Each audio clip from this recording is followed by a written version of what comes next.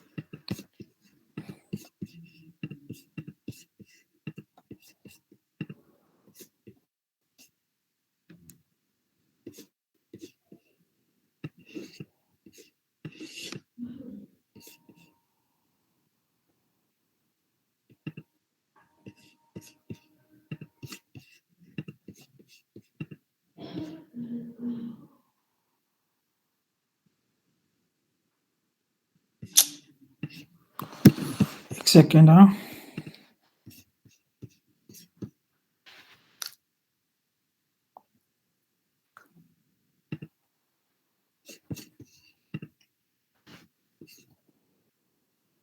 Space का भी बहुत बड़ा इशू है ये। अब इस सिस्टम को चेंज नहीं कर सकते, उसके अंदर क्या ही करें। SSD SSD का क्या करूं, चेंज हो जाएगी क्या? अच्छा नहीं वो तो फास्ट करेगी ना। मैक में कुछ नहीं लगता है, एक्सटर्नल जो है शुरू में ही लेना पड़ता है। जो एक्सटर्नल लगा भी रखा है ना मैंने रिकॉर्डिंग के लिए, इसमें डायरेक्टली रन नहीं होता यहाँ से चीजें, तो मुझे हाँ सिस्टम में मैन मेमोरी में ही डालना पड़ेगा। तो ये बहुत बड़ा इशू है। अगर मुझे अपडेट करना है, अपग्रेड करनी है ना ये सारी चीजें, तो मुझे क्या करना पड़ेगा, सब कुछ खरीदना पड़ेगा दोबारा से पूरा, तब जाके मुझे मेमोरी मिलेगी। तो मतलब मुझे 2 लाख रुपए खर्च करने पड़ेंगे कुल मिला के समझो। सर मैक क्लीनर करके सॉफ्टवेयर आता है, वो यूज कीजिए ना। क्या? क्लीन माय मैक सॉफ्टवेयर आता है, उसमें आपका 10 फाइल जो है वो सब डिलीट करता है, थोड़ा स्पेस खाली करके देता है। नहीं वो तो हो जाता है ना, पर मेरे पास प्रोजेक्ट इतने सारे हैं, डेली बेसिस पे चल रहे हैं, कभी कोई डिलीट हो रहा है, कभी कोई डिलीट हो रहा है। फिर एंड्रॉइड का 25 से 26 जीबी तो मेरा एक्सकोड लिए हुए है ना, इसमें से कुछ चीज मैं डिलीट कर सर दे रहा हूँ। प्रोजेक्ट्स तो एक्सटर्नल ड्राइव पे रन कर सकते हैं ना, क्रिएट कर सकते हैं। पता नहीं, मैंने तो कभी 1-2 बार ट्राई किया, होता नहीं है डायरेक्टली। नहीं होता है सर, मेरे मशीन में तो 2 एक्सटर्नल ड्राइव लगे हुए, उसी पे काम करते हैं। मतलब एक्सटर्नल तुमने सेट करवा रखा है कि बाहर से लगा रखा है यूएसबी से? बाहर से लगा है। तो वो एक्सटर्नल का मतलब एक्चुअली में वही है यार। एसएसडी है, आपके पास भी एसएसडी होगा। मेरे पास सैनडिस्क का 1 टीबी का एसएसडी में अलग से लगा के रखता हूँ, बट उसमें रन नहीं होता चीजें। नहीं होती है सर, प्रोजेक्ट उसमें रन होता है, खाली एप्लीकेशंस उसमें नहीं इंस्टॉल कर सकता। प्रोजेक्ट वहां से इंस्टॉल हो जाएगा, डायरेक्टली चल जाएगा। हाँ सर चलता है, मेरा पूरा प्रोजेक्ट का डायरेक्टरी एसएसडी पे है। मतलब तुम बाहर की एसएसडी यूज कर रहे हो या सिस्टम में लगवाई है, मैं ये पूछ नहीं, रहा हूँ। बाहर से। अच्छा, तो फिर ट्राई करके देखूंगा इसको। ओके, एक प्रोजेक्ट हटा दिया, 1 सेकेंड।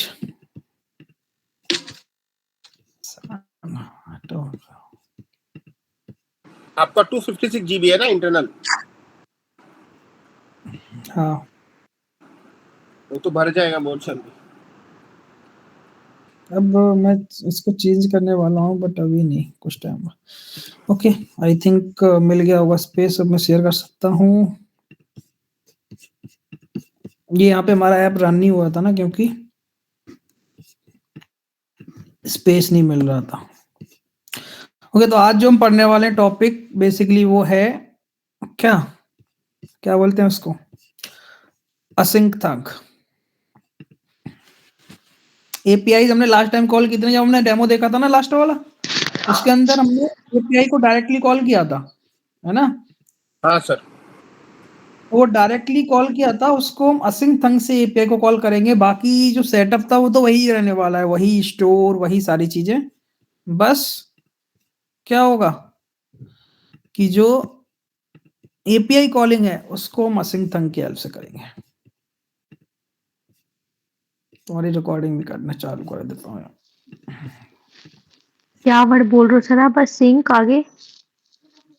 क्रिएट असिंक, तो रिकॉर्डिंग भी नहीं होगी, क्योंकि क्या करूं,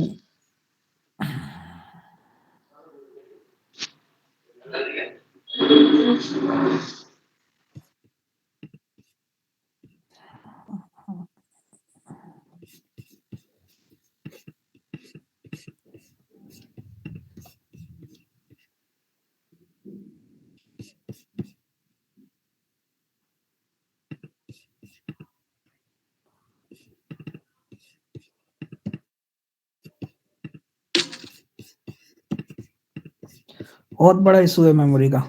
इतना पैसा खर्च करने के बाद भी कुछ नहीं हो सकता।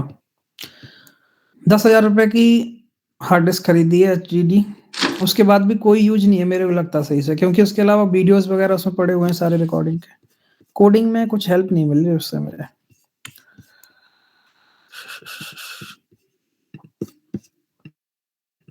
स्क्रीन रिकॉर्डिंग, ठीक है। कितने लोग ज्वाइन किए? 4-5 लोग रेगुलर गाइस बोलेंगे ना, ठीक है। तो देखो, अभी हमारे पास लिस्ट है आइटम्स की, और इसे हम क्या स्क्रीन शेयर नहीं है। करेंगे, स्क्रीन शेयर नहीं है। ओके, ठीक है।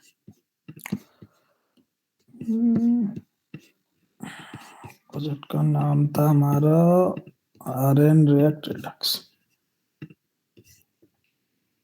रिकॉर्डिंग नहीं हो पा रही भाई, देख रहे हो बार बार कट जा रही है। अगर आपके कोई अपनी स्क्रीन में कर ले जगह तो है सर? मतलब आपके एसएसडी तो अपनी रिकॉर्ड कर लो यार, कुछ भी करो, कुछ तो करो, सॉल्यूशन दो। अभी मैं पूरा स्पेस नहीं खाली कर सकता। सर आपके एसएसडी में स्पेस है? एसएसडी में स्पेस है। हाँ, तो वहीं पे रिकॉर्डिंग करो ना फिर। अरे यार तुम भी, ये सॉफ्टवेयर चल रहा है, ये सॉफ्टवेयर कहाँ चलेगा एसएसडी में? हाँ, नहीं सॉफ्टवेयर में रिकॉर्डिंग एसएसडी में जाएगा। अरे ये सॉफ्टवेयर ही तो रिकॉर्ड करता है यार, उसको भी हाँ, तो लेकिन स्पेस चाहिए रिकॉर्डिंग ना तो रैम में। आप लोकेशन चेंज कर सकते हो उसका। हाँ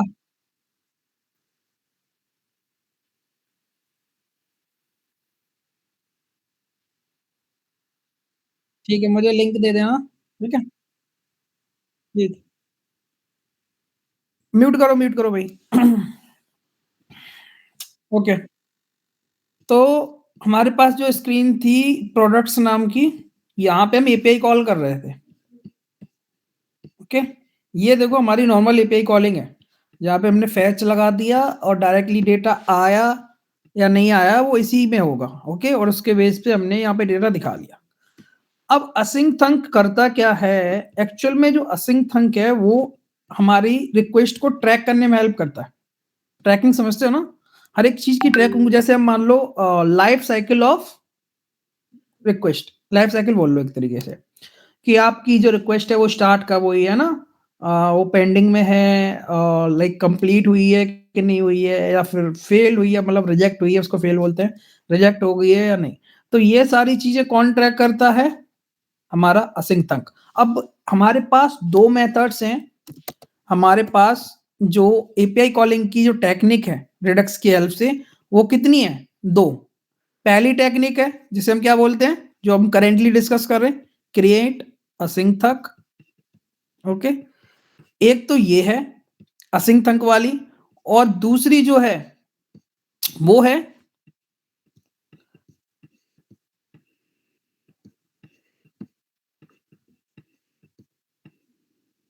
आरटी के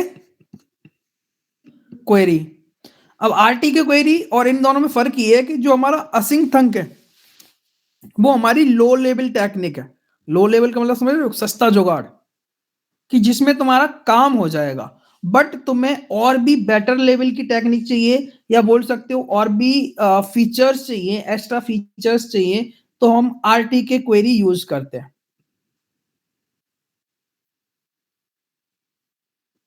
ये चीज समझे? Yes sir. अब क्यों? क्योंकि भाई एक बात बताओ तुम, जब हम यहाँ पे ये बिल्कुल फ्री है, आरटी के क्वेरी के अंदर जब हम पढ़ेंगे तो वहां समझेंगे कि हम मल्टीपल केसेस ऐड कर सकते हैं इजीली, और यहाँ पे जो हमारा इसमें थोड़ा सा टिपिकल हो जाता है ऐड करना। तो ये हमारे लिए आप बोल सकते हो, अगर हम डॉक्यूमेंट ओपन करें, पहले डॉक्यूमेंट में भी थोड़ा सा समझेंगे यहाँ पे, रिडक्स टूलकिट क्रिएट असिंक थंक, इसके बारे में जब तुम पढ़ोगे तो आरटी के एंड ये, इन दोनों में अगर तुम डिफरेंस देखोगे तो यही फर्क है कि यहाँ पे देखो क्या लिखा है, dispatch the life cycle actions based on the return promise। यहाँ देखो callback function and Flux Redux action, यहाँ पे थोड़ा सा इसके बारे में और लिखा होगा। ERT के data fetching and caching solutions, apps, eliminate thunks, reducers, ये सब तो उसके बारे में लिखा हुआ है। यहाँ पे कहीं पे इन टेक्स्ट में जब पढ़ोगे, यहाँ पे कहीं पे ये लिखा होगा कि जो टेक्निक है इनमें जो हमारी असिंक थंक है, ये क्या है? लो लेवल टेक्निक है। ओके, तो जब तुम्हें इंटरव्यू में क्वेश्चन पूछा जाएगा भी या कुछ भी, तो तुम्हें एक लाइन में समझाना हो कि कौन सी क्या है, क्या फर्क है। तो यही एक बेसिक फर्क है कि भाई जो असिंक थंक है उसको हम लो लेवल टेक्निक बोलते हैं। ओके, सस्ता जुगाड़ बोल सकते हो। और एक जब हम बात करते हैं आरटीके की, तो वो एडवांस टेक्निक है, किस चीज के लिए? डेटा फैचिंग के लिए या फिर एपीआई कॉलिंग के लिए। ओके, तो पहले हम लो लेवल टेक्निक देखते हैं क्या है, कैसे काम करती है, उसके बाद फिर हम जब नेक्स्ट सेशन होगा उसमें हम समझेंगे आरटी के क्वेरी को। तो सबसे पहले क्या करो, जैसे हमने बाकी चीजों के लिए क्या बनाए, स्लाइस बनाए थे हमने, एक कार्ड का स्लाइस बनाया था, एक में फेवरेट का, इसी तरीके से एपीआई कॉलिंग के लिए भी, असिंक थंक के लिए भी आपको एक स्लाइस बनाना पड़ता है। तो यहाँ पे देखो रिडक्स वाली में हमें क्या करना होगा, एक स्लाइस बनाएंगे जिसे हम बोल देंगे API call slice. Okay, .js। अब सेम तरीके से हमें सब कुछ सेम करना है। तो मान लो मैं जब स्लाइस बनाते हैं तुम क्या लिखते हैं, यहाँ पे क्या लिखेंगे अब?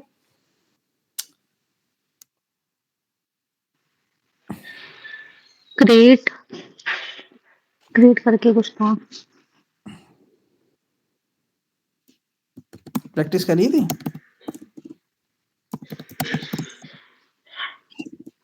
देख के तो नहीं लिख दिया कोड? नहीं, पता चला कि वहां से उठा के कॉपी पेस्ट करके कलर चेंज कर दिया, बटन लगा दिया। क्रिएट स्लाइस, क्रिएट स्लाइड, अरे ध्यान से उतर गया था। ध्यान उतरना ही नहीं चाहिए, यही तो है मैन।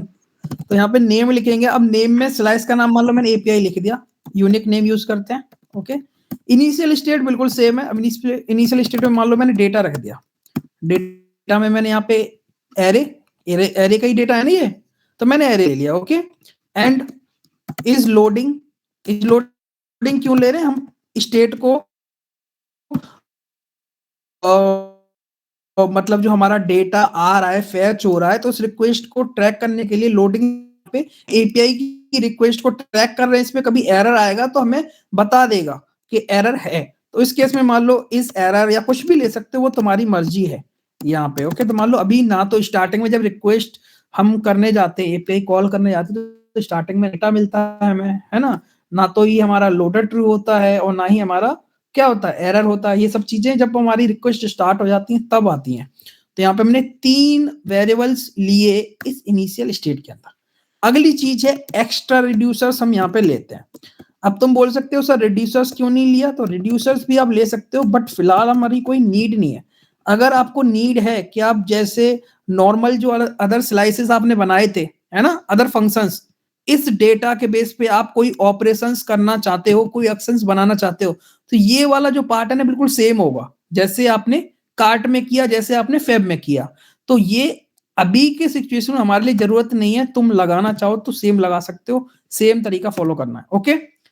पर अगर हमें क्या करना है, अगर हमें असिंक थंग पे काम करना है तो हम काम करते हैं एक्स्ट्रा रिड्यूसर्स पे। अब ये एक्स्ट्रा रिड्यूसर्स क्यों भाई, क्यों, है ना, तो तुम बोल सकते हो क्यों, क्योंकि ये एक्चुअल में हमें कॉलबैक फंक्शन देता है जिसके पैरामीटर में हमें बिल्डर देता है, and builder is responsible for tracking the request.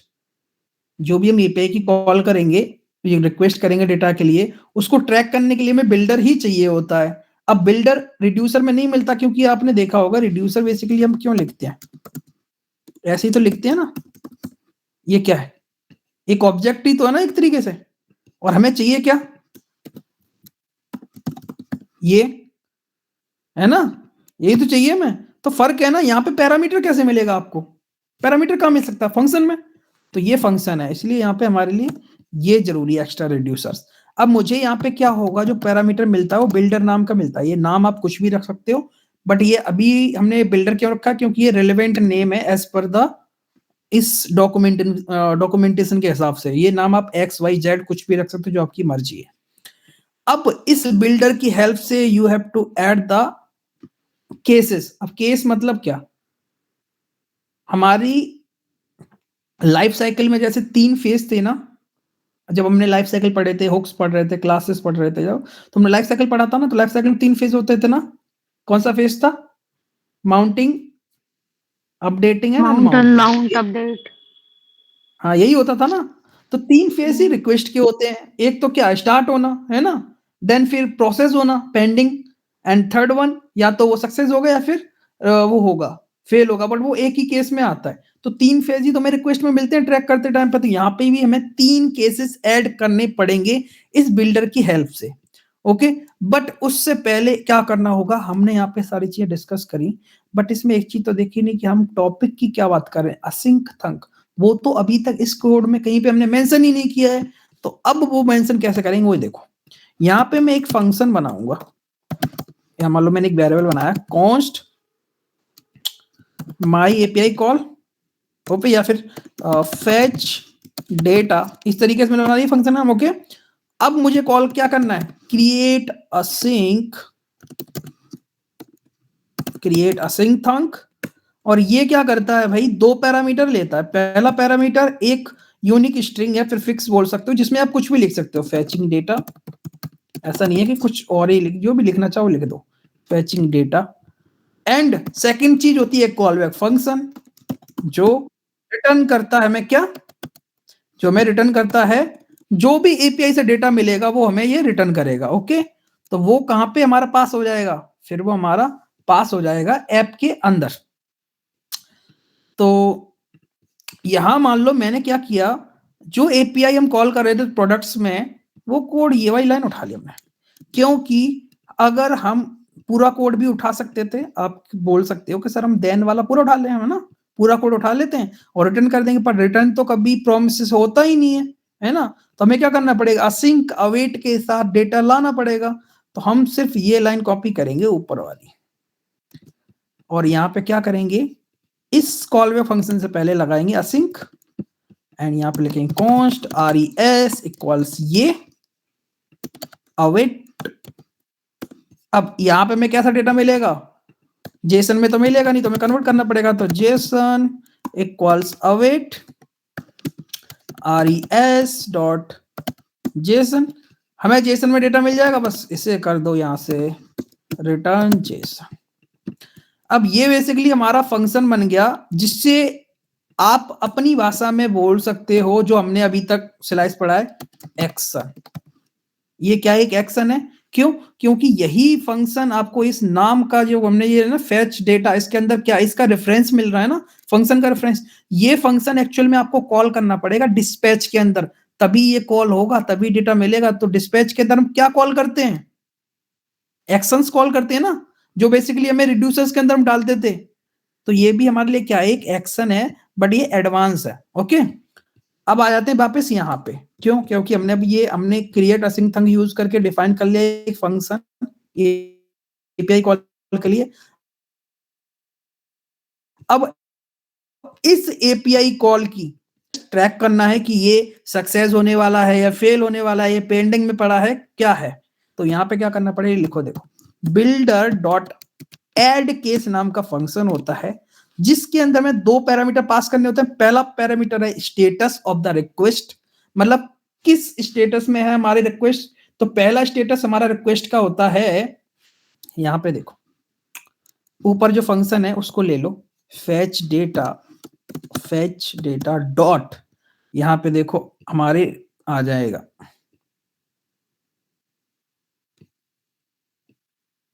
Fulfilled, pending and क्या, रिजेक्टेड। ओके, 3 केस है यहाँ पे। तो पहले क्या डालोगे, पेंडिंग। ओके, और यहाँ पे कॉल बैक फंक्शन कॉल कर लोगे, और कॉल बैक में एक्चुअल में यहाँ पे हमें क्या मिल रहा होगा, याद है जब हम वहां पे स्टेट एंड एक्शन लिख रहे थे, क्या बनाते टाइम पे, रिड्यूसर्स बनाते टाइम पे, तो ये चीज वहां पे इतनी थी, ये हमने ऐड कर दी है यहाँ पे, ऐसा ऐड हो गया है, बट ये कॉल बैक फंक्शन हमने यहाँ डाल दिया। तो स्टेट एंड एक्शन में अब क्या करना है, अगर हमारा रिक्वेस्ट पेंडिंग है तो हम क्या करेंगे, डेटा को छेड़ेंगे नहीं ना, ये तो एम्प्टी ही रहेगा, क्योंकि पेंडिंग में है तो डेटा तो कुछ मिल ही नहीं रहा। क्या चालू हो जाएगा, हमारा लोडर घूमना स्टार्ट हो जाएगा।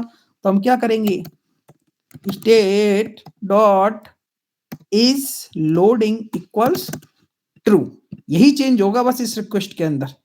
दूसरा जो आता है हमारे पास, वो आता है,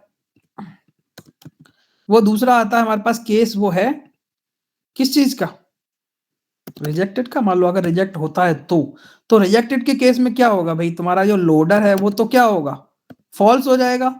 बट स्टेट में जो तुमने इस एरर लिया है वो क्या हो जाएगा, ट्रू।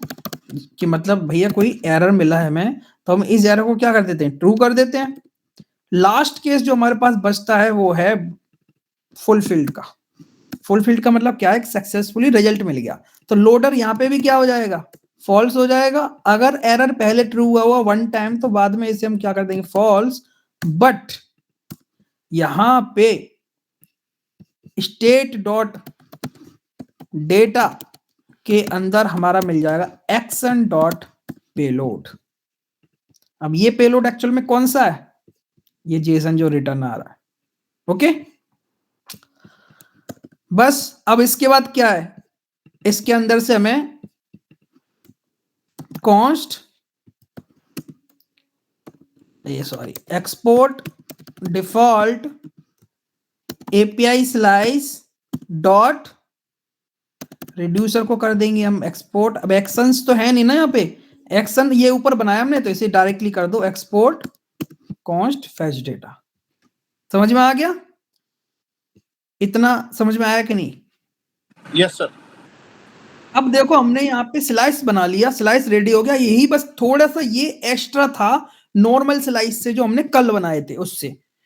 अब हमने देखो यहाँ पे, तुम बोलोगे सर हमने यहाँ पे डिफॉल्ट में अदर एक्शंस क्यों नहीं लिए, क्योंकि उनकी नीड नहीं है। आप चाहो तो यहाँ पे एक रिड्यूसर्स बना के मल्टीपल इस डेटा के बेस पे जो ऑपरेशन करना चाहो वो कर सकते हो, आपकी चॉइस है। तो आपको फिर यहाँ पे डिफॉल्ट करके वो एक्शंस डालने होंगे एक्सपोर्ट करने के लिए। यहाँ पे फिलहाल हमारे पास बस एक ही एक्शन है जिसे मैंने एक्सपोर्ट कर दिया, क्योंकि मुझे इसे कॉल करना पड़ेगा। अब इस वाली स्लाइस को मैं कनेक्ट करना है अपनी स्टोर से, है ना। तो जाओगे यहाँ पे माई स्टोर में, और सेम चीज import API reducer from API call slice, okay. And यहाँ पे API और API के बाद API reducer, और इसे सेव कर देंगे। ओके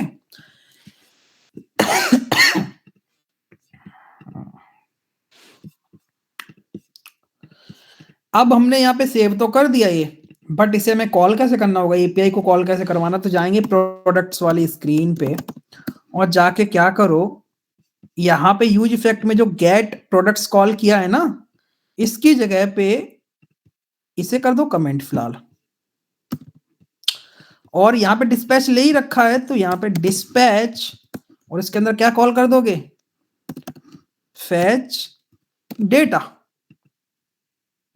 ओके, फैच डेटा करोगे और यहाँ पे हमने क्या लगा रखा है, कॉन्स्ट एपीआई, क्या बोल सकते हो,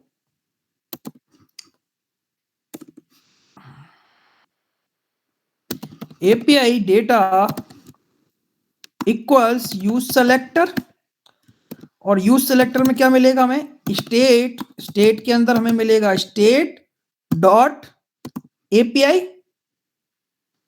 स्टोर में हमने एपीआई डाला है ना, देख रहे हो ये एपीआई डाला ना, तो हम एपीआई निकालेंगे। ओके, एपीआई, और इसको कंसोल कर लेते हैं, कंसोल डॉट लॉग, और देखना कि हमें एपीआई डेटा में क्या मिल रहा है। ओके, और यहाँ पे मैं थोड़ा सा कुछ डाल देता हूं, एपीआई रेस्पॉन्स, लो भाई, इसको मैंने करा सेव, कहाँ है ये, देखो डेटा आ रहा है, बट देख रहे हो कि यहाँ पे इसको हम थोड़ा सा यहाँ पे ट्रैक करने की कोशिश करेंगे, ये डेटा आया, डेटा आया ना ये, और यहाँ पे हमें कहीं पे इसकी और चीजें भी मिल रही होंगी, जैसे कि लोडर वगैरह ट्रू है कि नहीं। तो यहाँ पे सबसे लास्ट में देखो, यहाँ पे इज लोडिंग क्या है, फॉल्स है। अब इसका जो इससे पहले वाला जो डेटा आया होगा उसको रीड करो, ये वाला आया था ना, इसमें इज लोडिंग फॉल्स है, इज एरर भी फॉल्स है। ओके, और इससे पहले भी है, यहां देखो इज लोडिंग पहले फॉल्स था, ये सबसे पहली वाली कंडीशन है, जब तक हमारी रिक्वेस्ट स्टार्ट नहीं हुई। फिर जैसी रिक्वेस्ट स्टार्ट हुई, हमारा एरर तो फॉल्स था, डेटा भी एम्प्टी था, बट इज लोडिंग क्या हुआ, ट्रू हुआ, पेंडिंग के केस वाला। ठीक है, फिर क्या है, अगर सक्सेस हो रहा है तो सक्सेस के केस में हमारा ये फॉल्स हो गया। ये चीज समझ में आई? तो ऐसे आप मल्टीपल क्या डाल सकते हो, मल्टीपल यहाँ पे कुछ लाइक टैग लाइंस डाल सकते हो, जैसे आपको इसी एपीआई के रिस्पॉन्स के बेस पे क्या लोडर घुमाना है या फिर मैसेज लगाना, बहुत सारी चीजें। तो यहाँ पे आप उस तरीके से डील कर सकते हो, और आप यहाँ पे ट्रैक तो कर ही रहे हो ना, फुलफिल्ड, रिजेक्ट एंड पेंडिंग, तो आपको ये भी तो पता चल रहा है ना, पेंडिंग है इसका मतलब क्या घूम रहा है, आपको एक्चुअल में फेलियर होगा तो पता चल जाएगा ना रिजेक्टेड में। तो थोड़ा सा वेल मेंटेन्ड बोल सकते हो, थोड़ा सा जो नॉर्मल एपीआई हिट कर रहे हो उससे बेटर वे है ये, बहुत बेटर वे नहीं है पर उससे बेटर है जो आप नॉर्मली, क्योंकि यहाँ तो अगर एरर आएगा, इसमें डायरेक्ट कुछ एरर आएगा तो ही तो आप हैंडल करोगे कैच के अंदर, अदरवाइज फेल्ड वगैरह पेंडिंग ये तो आप इसमें कॉमन है ही है, कॉमन ही है ना। आप नॉर्मली बस रिस्पॉन्स की वजह पे लोडर हटा देते हो या फिर घुमा दोगे, एग्जैक्ट आपको आइडिया नहीं लग रहा ना कि पेंडिंग क्यों पड़ा हुआ है कुछ भी चीजें, तो वो थोड़ा सा यहाँ पे बेटर वे में मिल जाता है। अब जैसे मान लो हमें यहाँ डेटा मिल गया, एपीआई डेटा डॉट डेटा आ रहा है जो लिस्ट का काम कर रहा है, तो मैं क्या करूंगा, API dot data dot data. Okay, समझ में आ गई चीज? Yes sir.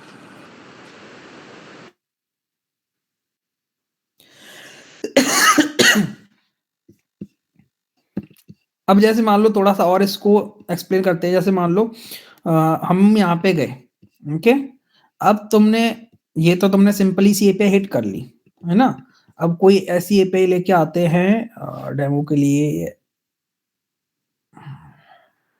मान लो जस्ट सपोज कि तुम्हें क्या करना है, यहाँ पे कोई ऐसी एपीआई हिट करनी है जिसमें परम्स लेके आना है,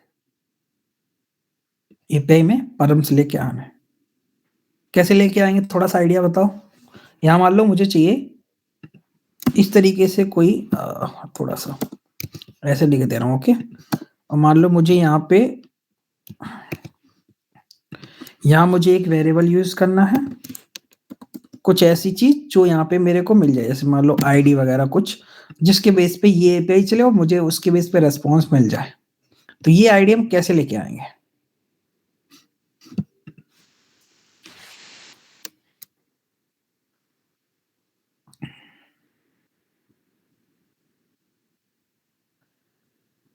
आइडिया लगाओ, थोड़ा सा दिमाग घुमाओ। किसी फंक्शन के अंदर में कहाँ से चीजें मिलती हैं? तुम्हारे सामने है सब, पैरामीटर से मिलती हैं। अब वो पैरामीटर पास कहाँ से होगा? मान लो मैंने यहाँ पे आईडी मिली, मैंने ये आईडी यहाँ दिखा दिया, ठीक? हमने प्रोडक्ट गेट यहाँ से कर रहे हैं, तो अब मुझे यहाँ से पास करना पड़ेगा डेफिनेटली, है ना? तो मान लो मुझे अगर 1 आईडी पे निकालना है, तो मैं यहाँ से 1 यहाँ से पास कर दूंगा इस पैरामीटर के अंदर।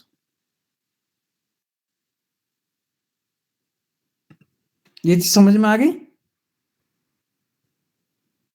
Yes sir. अब तुम्हारे माइंड में एक चीज आ सकती है कि सर मैं अगर मल्टीपल एपीआईज के लिए करना है कभी, तो हम कैसे करेंगे, है ना? तो आप क्या कर सकते हो, ये मल्टीपल एक्शंस बना सकते हो, अलग अलग बना सकते हो कि नहीं? जैसे मान लो एक आपने फेच डेटा बना दिया, दूसरा आपने एक और ऐसे ही कॉमन लिया ऐसे, और वो पोस्ट का नहीं है, कुछ और एपीआई के साथ है, इस तरीके से बना दिया और आपने यहाँ पे नाम डाल दिया डेटा 2, और यहाँ पे कुछ और डेटा यूज कर रहे हो डेफिनेटली, ओके। और मैं केसेस ऐड करना चाहता हूँ, तो तुम यहाँ पे कर सकते हो builder डॉट एड केस, और उसमें यहाँ पे एपीआई कॉल कौन सी करोगे? वही वाली कॉल करोगे ना, डेटा 2 वाली, और डॉट, उसके बाद उसकी भी पेंडिंग, रिजेक्टेड एंड फुलफिल्ड। यहाँ पे दिक्कत क्या है वो मैं बताना चाह रहा हूँ कि आरटी के क्वेरी में क्या है भाई, कि तुम्हें यहाँ पे सारी चीजें, जैसे मान लो हमारे पास अभी जैसे असिंथंक हम यूज कर रहे हैं, अब तुम मान लो एक ही स्लाइस के साथ मल्टीपल रिक्वेस्ट हैंडल करना चाहते हो, एक रिक्वेस्ट ये बना दी तुमने एपीआई की, एक ये रिक्वेस्ट है, एक ये रिक्वेस्ट है ना? या फिर 5, मान लो 5 रिक्वेस्ट करी तुमने 5 एपीआई की। अब इन 5 की तुम्हें स्टेट हैंडल करने के लिए कितने केस बनाने पड़ेंगे? 15 केसेस बनाने पड़ेंगे ना?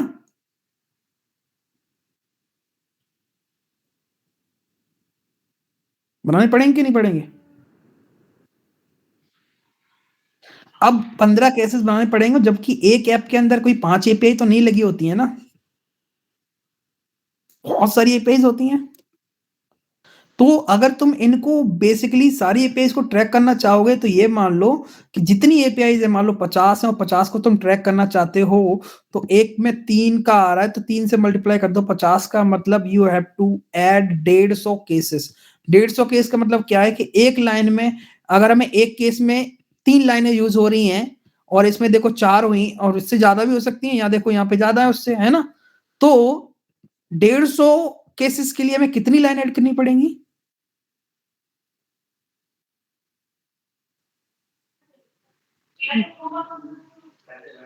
टफ है ना? अब इस चीज को सॉल्व किसने किया? आरटी की क्वेरी ने फायदा क्या किया कि उसमें जो एक्चुअल में हम एपीआई कॉल कर रहे हैं ना, यहाँ पे कोई बेस यूआरएल का गेम नहीं है, बेस यूआरएल का गेम नहीं है। तो आरटी के क्वेरी का फायदा ये है कि यहाँ पे जब आप जाओगे, तो आप जो आपकी एक ऐप के अंदर आप कितनी बेस यूआरएल को यूज करते हो? एक ऐप के अंदर कितनी बेस यूआरएल यूज करते हो? सर एक ही। एक यूज करते हो। अब मान लो आपने क्या किया, ये बेस यूआरएल है मेरी, और मैं इसमें मल्टीपल 50 एपीआई होंगी, एंड पॉइंट होंगे 50, ओके। इन 50 एंड पॉइंट को आप एक आरटी के क्वेरी के साथ मैनेज कर सकते हो। आरटी की क्वेरी ना डील करता है एक बेस यूआरएल की जितनी भी एंड पॉइंट होंगे उन सबको ट्रैक करने की हिम्मत रखता है। बस आपको क्या करना होगा, हर एक एपीआई मतलब हर एक एंड पॉइंट के लिए आपको एक फंक्शन बनाना होगा, जैसे आप नॉर्मली बनाते हो, बट इन सबको ट्रैक करने के लिए फिर इजी हो जाएगा। हर एक एंड पॉइंट को ट्रैक कर सकते हो आप, हर एक रिक्वेस्ट को आप ट्रैक कर सकते हो, मतलब बेटर वे है। जब हम पढ़ेंगे तो उसको और जब देखोगे तुम, तो यहाँ पे आरटी के क्वेरी का अगर हम यहाँ पे देखें, सर्च करना पड़ेगा आरटी के क्वेरी, तो यहाँ देखो ये जो डील करता है ना वो करता है बेस यूआरएल के बेस पे। अब इस बेस यूआरएल की जितने भी यहाँ पे बिल्डर तो हमें लेना ही है, पर इसके साथ क्वेरी बनाते हैं हम, तो जितनी भी एंड पॉइंट होंगे एंड पॉइंट के साथ डील करता है यहाँ पे, ठीक है। यहाँ पे फेच बेस क्वेरी, यहाँ पे लिखा है ना एंड पॉइंट्स, तो जितने भी एंड पॉइंट होंगे इस बेस यूआरएल के साथ वो सारे तुम इसके अंदर कॉमा लगा के ऐसे फंक्शंस बनाते जाओगे और क्या कर लोगे, हर एक की तुम स्टेटस ट्रैक कर लोगे। और हर एक का स्टेटस में मिलता क्या क्या है, यहाँ देखा है ना, जैसे देखो एपीआई जिसके अंदर पोस्ट है उसके सामने यूजर्स है, सबको ट्रैक कर सकते हो तुम, और किस तरीके से क्या क्या मिलता है यहाँ पे, तो जो मिलती चीज है उसकी बात करते हैं। देखो ये जैसे हमने क्या करा था, हमने वहां पे जब अपनी बनाई थी इनिशियल स्टेट, तो हमने is loader, is like error, ये हमने सारे खुद बनाए थे ना। तो वहां पे आप कस्टम बना रहे हो सबके लिए, और हो सकता है सबके लिए आपको अलग अलग बनाने पड़े। दिक्कत यहाँ पे देखो क्या है, ये is loading, is फैचिंग, is success, is error, ये सारे ये खुद ही देता है, इनबिल्ड है।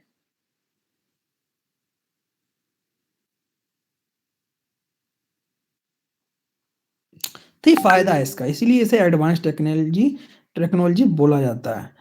तो इसको पढ़ेंगे नेक्स्ट सेक्शन में, क्योंकि अभी मैं एकदम से लोड दे दूंगा तो प्रैक्टिस नहीं होगी, पीछे रह जाएगा। अभी जो रिडक्स जो पढ़ाया है वो भी अभी आधे लोगों ने किया ही नहीं है, करेंगे नहीं तो फिर आएगा नहीं, फिर 4 दिन में क्वेश्चन पूछेंगे भाई कैसे हुआ।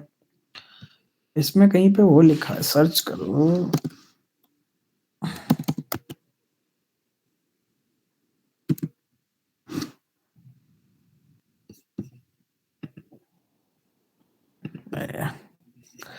यहाँ देखो,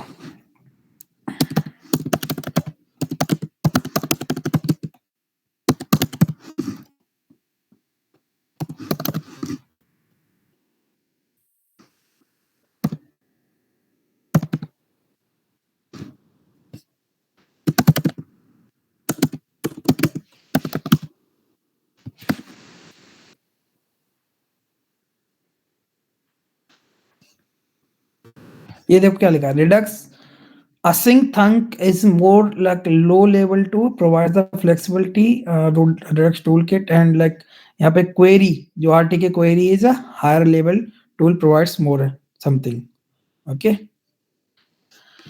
तो ये है, ये चीज समझ में आ गई ना, आज की चीज समझ में आ गई ना। तो जब भी हम छोटे ऐप पे ज्यादा मतलब बहुत बड़ी चीज नहीं करनी है और नॉर्मली आपको ट्रैक करना है, तो ये आपके लिए सही है एपीआई कॉलिंग के लिए। पर जहाँ पे हमें बेस यूआरएल पे बहुत सारी रिक्वेस्ट को हैंडल करना है, एक मतलब होता ना एक, तो उस चीज के लिए फिर हमें आरटीके क्वेरी में ही जाना चाहिए। तो आरटीके क्वेरी में बताऊंगा। पर सर आरटीके क्वेरी में ज्यादा कस्टमाइजेशन आवाज नहीं आ रही भाई, आवाज बहुत स्लो आ रही है जो भी बोल रहा है। नहीं कर सकते। कौन पूछ रहा है, आवाज बहुत कम आ रही, सुनाई दे रही सबको? शंकर बोल रहा था, पता नहीं हाँ क्या। बोलो कौन बोल रहा था, शंकर भाई बोलो।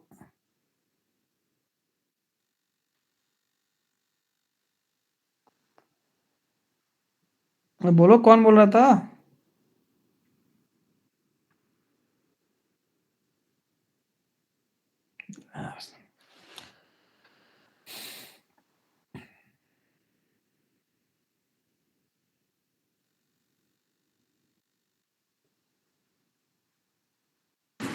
सर अभी आ रही है आवाज?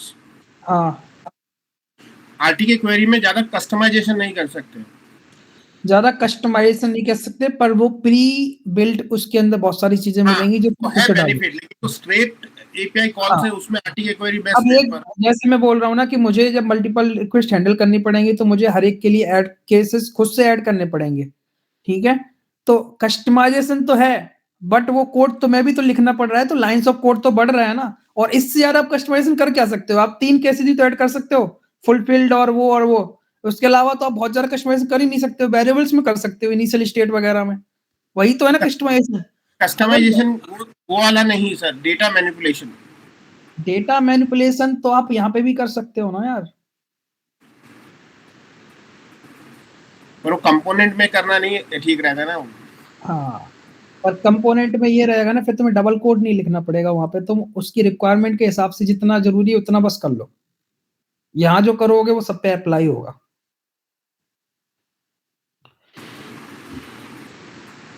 ठीक है।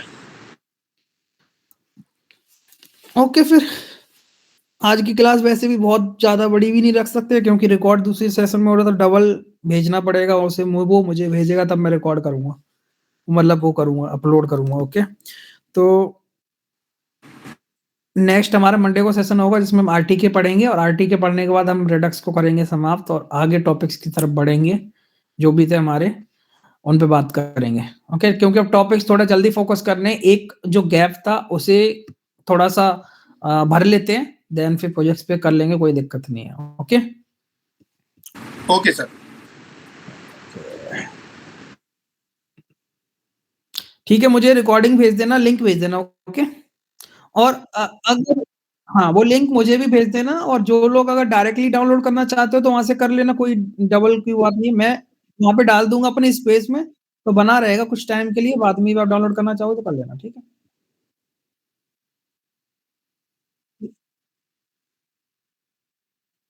हाँ, ठीक, ठीक, ठीक।